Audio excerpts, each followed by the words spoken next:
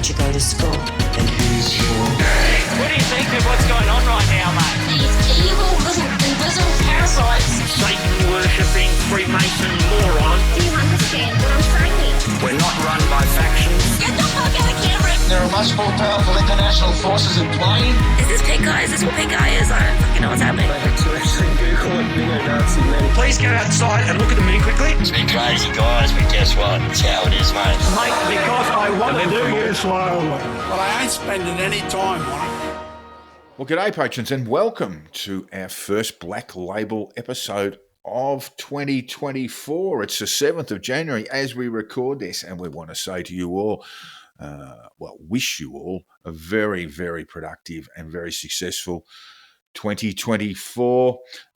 We enjoy doing these programs for you. It's the one discipline we have where we make sure that we get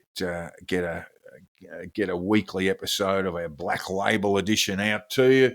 Well, we're fucking trying. I think we've probably skipped a couple, but that's all right.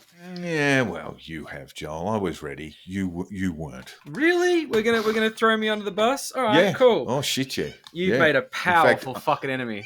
I'll drag your torso first, and then I'll flip your legs in so you're under the bus, entirely under the bus. The Simpsons quote of "Stop, he's already dead" definitely applies there. But you get poetic about it, man. Like I envy your bloodlust. I wish I were so depraved. It's one of those It's one of those double buses too. Not a double decker, the ones that have got the concertina in the middle. Just the wheels on the bus things. go ow, ow, ow, ow, yeah. ow, ow. Oh, ow, that's ow, it. ow. Oh, it's finished now. No, it's not. Still got the There's rest of the accordion to go. Bus to come. Nah, I love the bendy buses. I'm from the beaches, so the L90 was the bendy bus, and yeah, you'd ride in the middle and you'd swoosh around and go to Ringham Mall and smoke cigarettes. It was great. Oh, now we have what they're talking about. Is it lineless trams? And they don't run on a line. And you go, no, they're not trams. They're fucking buses. Yeah, that sounds like a bus with a sort of lane. Yeah. With a dedicated bus lane. Anyway, innovative. enough of that sort of. Enough of that sort of nonsense, because we want to get on and there's so much to talk about. But before we do that, we just want to thank you once again to our patrons for your support ongoing throughout 2023 and now into 2024. Thanks, guys. And also vote for CBCo at GABS. I'm not going to harp on about it. Let's do it. Yeah, right. Okay. And of course, it's the 7th of January. And as we speak, the 6th of January in the United States, which is it's the third anniversary of the January 6th riot / insurrection / attempted coup. Mm-hmm.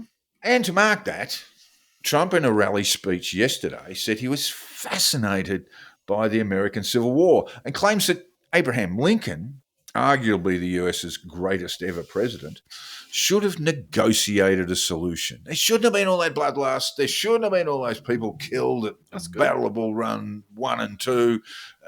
All those Confederates slaughtered in the final days of the Civil War. It should have been negotiated. Well, that's the art of the deal. You don't understand. You haven't read the book. I mean, neither have I. How do you negotiate slavery? I mean, a little bit of slavery. So the cradle of Civil War was economic. The South felt that they were losing financially to the industrialised North, which they were. But that's because because they're idiots. They chose tobacco. They chose tobacco and cotton. Yeah, and so in the middle of the 19th century. Bear that in mind, when slavery had been abolished by every European nation, pretty much every country around the world, but the South still clung to it because their economic model was based on agriculture where labour cost them next to nothing. Sweet. Slavery or indentured labour, it's one of those things that's never really talked about, but a lot of Europeans came to the South. Irish? Not so many. They've not got so a big many. You would lineage of find them. They slavery. call them sort of Eurotrash. So these were people. This is pre 1850s, but there were a lot of people who were escaping religious persecution, and it also explains the great sort of Pentecostal rise throughout the southern states, Oh, yeah. where you had people escaping organised religion, whether it was the Reformation or the Counter-Reformation. And Well, the also Counter-Reformation. Oh, there was a Counter-Reformation, yeah, brutal response from the Catholic Church. Too much reforming. Unreform. Yeah, counter that so shit. a lot I of have no idea what people you're talking did go to the states, in the southern part of the states in particular, to avoid religious persecution, Oh, yeah. and they did so often on a 7-year ticket. So they would have to work for their masters for 7 years or more before they could acquire land. They were contracted essentially. Their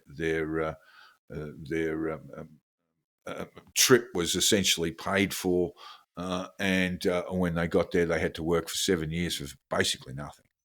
Yep. So it also explains the sort of hierarchy around slavery. So black American slaves were at the lowest end. Not far away from them was this sort of Euro trash that on 7 years of indentured labour. Interesting. And they were the people who hated the blacks most. Yeah. Okay, that's interesting. So when we talk about the causes of the American Civil War, yes, it's many and complex. And we might remember the Simpsons episode where Apu became a US citizen, and he was asked what was the cause of civil war. And of course, Apu, being a very clever chap, replied that there were, sort of complex, many and varied causes. And he's told by the emo clerk, just say slavery. Yeah. And he goes, oh yeah, slavery. He goes, you're in. But it's essentially Don Bradman. We can be sort of really, you really do need to look at the complexity of it, but the essential reason was slavery. Now, this became a discussion point raised by Trump again, because there was a debate, a candidate debate among the GOP primary candidates for the primary. The rest of in New Hampshire, where questions were put. This is a really clever thing. I don't know why they don't do more of it around the world, including Australia. But questions were posed by people in the audience, not journalists, not media types, but the actual people who are going to be voting. And Nikki Haley was asked a question about what she thought was the cause of the Civil War. And this word salad that came from it was just unbelievable. Yeah. It was about freedom and small government. And she didn't mention slavery at all. Not one word, which is kind of odd because she was born to two Sikh immigrant parents. She's a woman of colour herself, former South Carolina governor. And she did correct the record afterwards, but it was sort of a little bit too little too late. And of course, so Trump has sort of jumped on board because he knows who he's talking to. This great businessman, the greatest, the best, could have stopped the US turning on itself in one of the bloodiest civil wars in history. Out of the deal, mate. Out of the deal. That's right. It's intriguing because the US would be on the cusp of a civil war at the end of 2024. That is a live possibility. Yeah, it really is. It's not probable in my view. No, but if Trump is re-elected, it is possible. Also, if Trump is jailed throughout the campaign, which is likely, that's another cause or trigger for Americans to turn on each other. Yeah. And it's going to be an extraordinary year where we really don't know how it's, I mean, there's a lot of live options there, and some of them very, very ugly as we sort of veer, sort of relentlessly towards the November election. Uh-huh. So, look, we just want to have a quick chat about the Trump candidacy because his polling is very, very solid at the moment. And it's not just among people often saying, that's because he's supported by GOP. He's got this sort of MAGA cult that supports him. But if you peer through the polling a little bit more comprehensively, then you can see that a lot of young people are voting for him. And we'll get to the reasons behind that. Fuck you, Joe Rogan. Yeah. And and a lot of independent voters are voting for him now, or would vote for him at this sort of stage, 11 months out. And this happens around revelations from the Committee on Oversight and Accountability, which is a Democrat majority committee, it must be said, that they've had a bit of a peer through the Trump presidency and found that he made millions. His organisation made millions from foreign governments, including 5.5 million directly from the Chinese government. And he still seems to be on good terms with President Xi, or he refers to him as, he's a good man, this sort of stuff. Despite all the China. Yeah, all of that, yeah.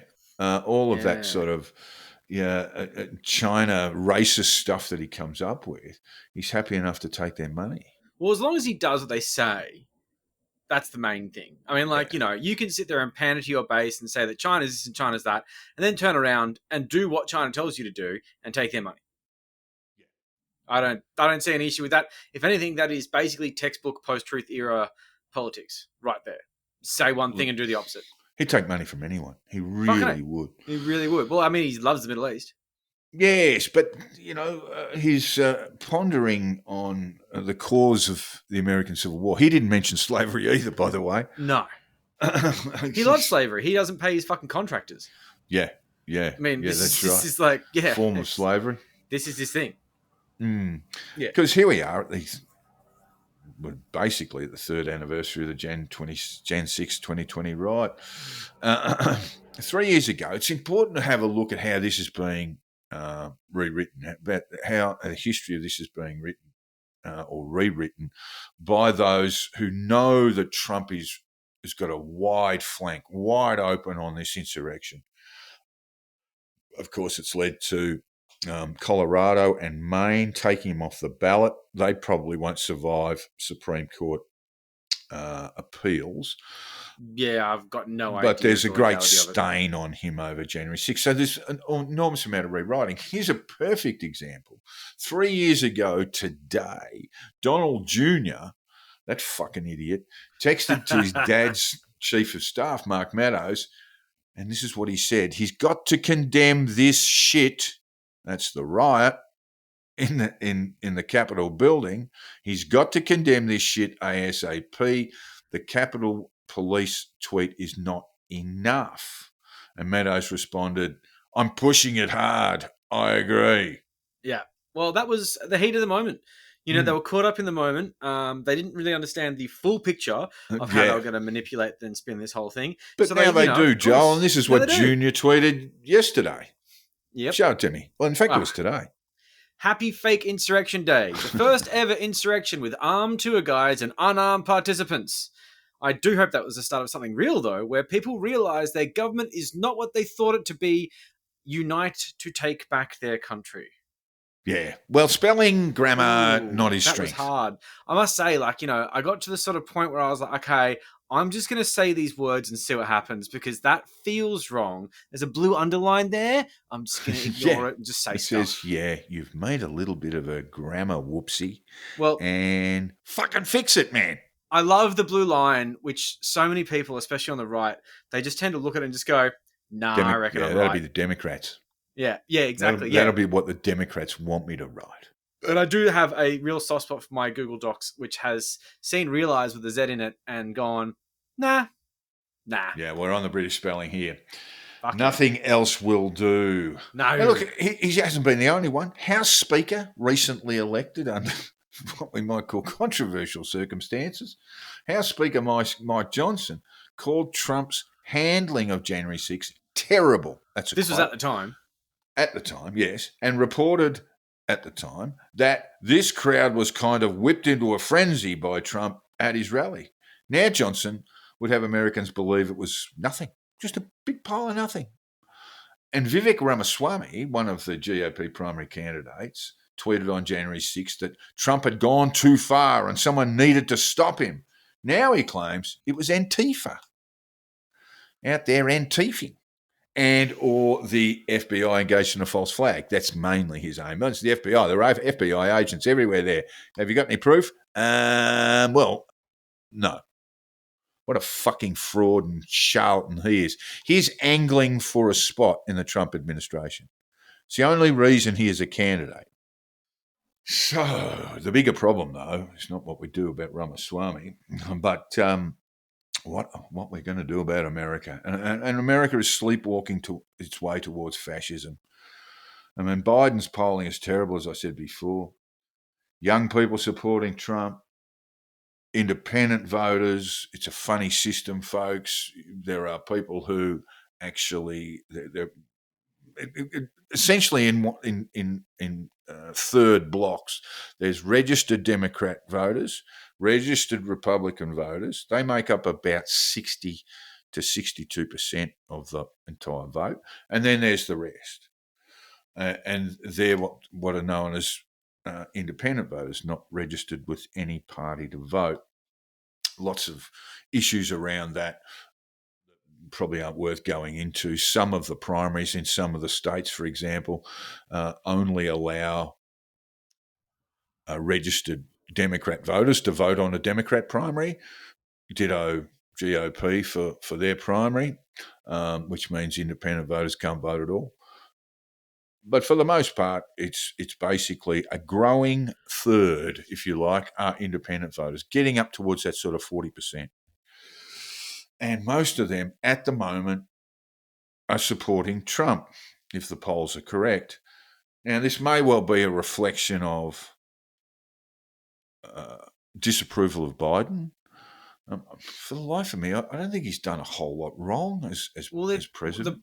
What they've done is they've basically demonized him. They've made him out to be this evil, hair-sniffing, fucking Satan machine who's failed the country. And this is what Tony Abbott did to the Labor Party for many years. He demonized them. Like, Julia Gillard was the most evil person on the planet. She was the most productive fucking prime minister over a fucking hung parliament like we've ever seen. They got so much done. But if you ask the everyman on the street who responds much better to short and sharp negative sound bites, she was the worst prime minister we've ever had.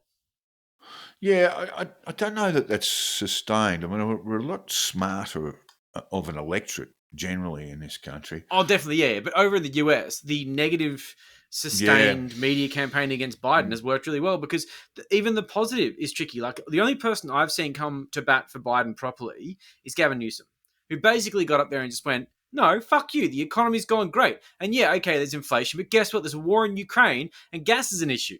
And yeah, you want to talk about fucking gas prices? Duh shit. Well, this is part of the Trump campaign stuff now because inflation is getting to within that band. Their inflation rates. The damage is done though. You know, the prices aren't coming down, they're just not going up as quick. There's still relatively high energy prices. Housing is so expensive. And relatively high food prices, but their inflation rate, their equivalent of the CPI, our CPI, is actually a bit better. Their economy is growing. Unemployment is way down. Economy's growing. Biden's brought lots of high-tech jobs and from so, China yeah, to the we're US. going to have to see this, so there'll be a sort of fascination or an obsession, I should say, around border control. And they do have a problem there. And it's a very complex issue because you've got people arriving on their southern border requiring or requesting a refugee status. Asylum, yeah.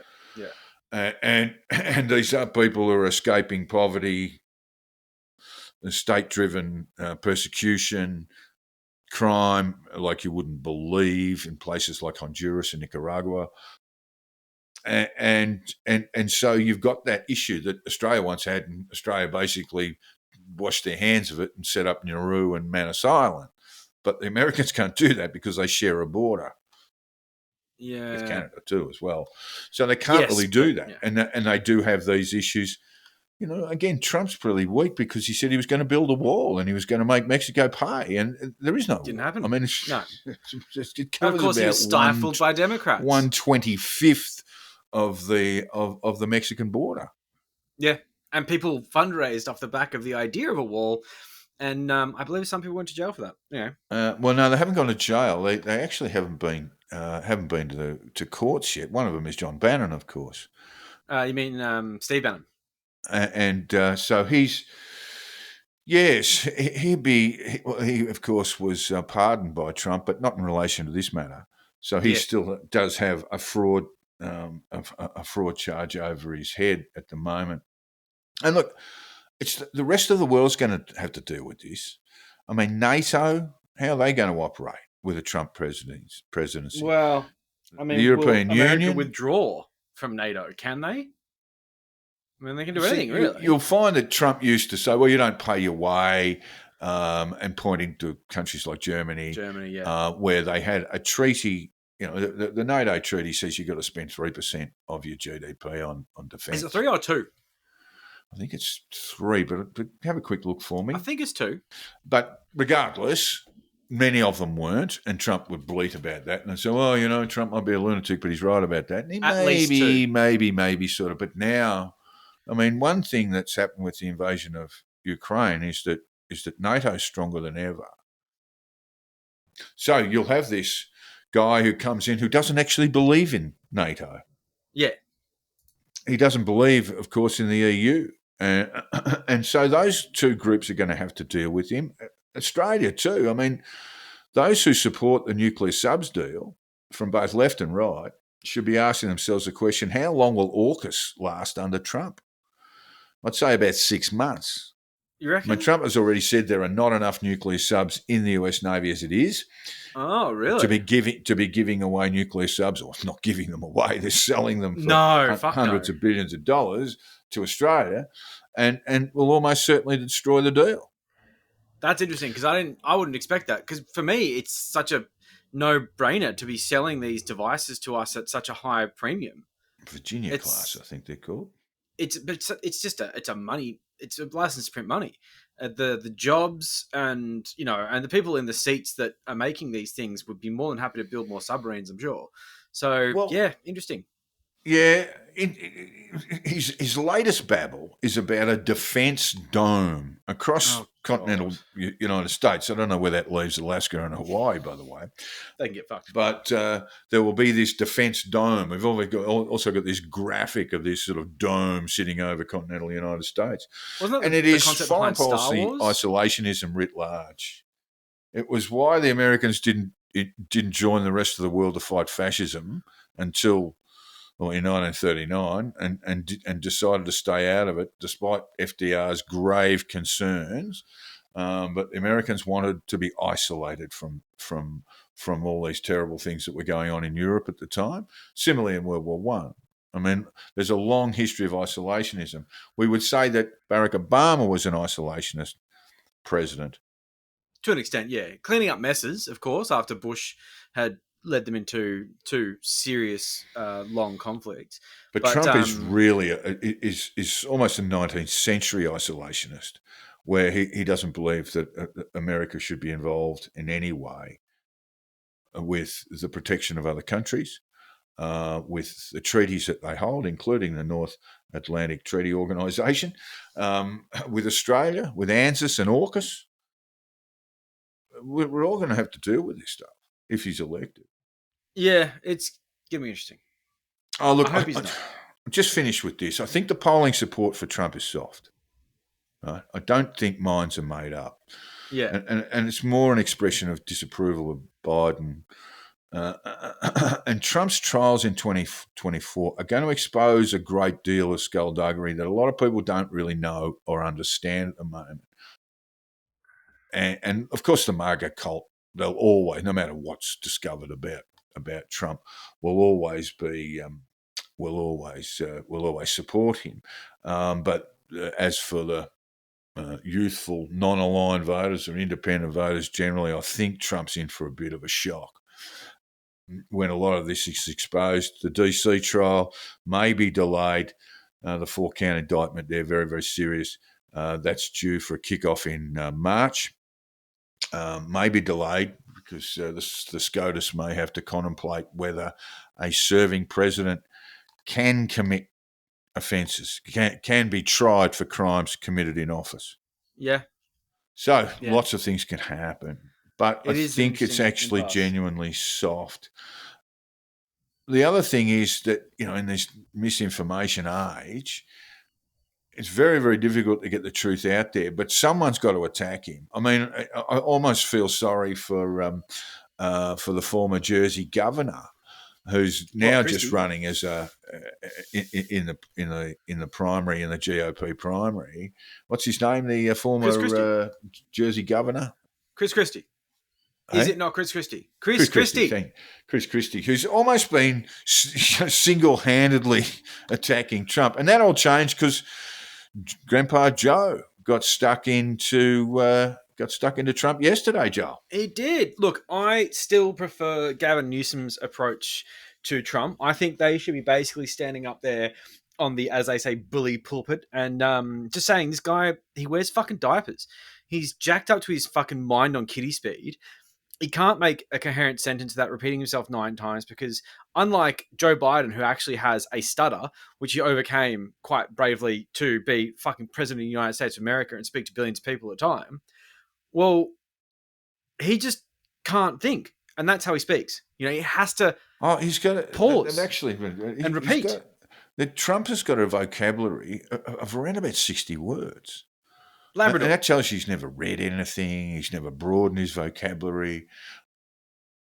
But yeah, I wouldn't call him dumb, but he's never sought to improve how he communicates. No, he's not a intellectual in any way, shape, or form. But so Biden basically came out and did this half an hour speech, and I got this sort of Twitter memo that I must watch. Finally, Biden saying we all want to hear, blah, blah, blah. And I thought, oh, okay. So this is a general sort of my rundown where I wrote some notes, just watching it and thinking, okay, I'm just going to pay a bit of attention here, see what's going on. Now, first off, it's a couple of minutes of just yapping on about the American Revolutionary War. It was bad. They beat the English elites who were like the best army in the world. They were plucky. They wanted freedom. Great, blah, blah, blah. Takes fucking ages to get to the point. And I'm like, okay, cool. Like, why do I care about this? And then it's this whole thing about democracy being our most sacred cause. And that's what 2024 is all about. Fine. Democracy's on the ballot, I heard him say. Yeah, so that's one of the lines he uses, democracy's on the ballot. That comes later. But the thing about Trump's campaign is it's all about him, which is basically settling grievances and this idea of it being mostly about the past and not the future. But he will sacrifice democracy to basically settle the score with people that he feels have slighted him, which I think is reasonably fucking true. And we're going to go into detail with this after this with the Project 2025 thing. But a lot of this stuff really echoes in the next bit, which is this plan to basically implement casual fascism in the US if Trump or anyone, a Republican, gets in.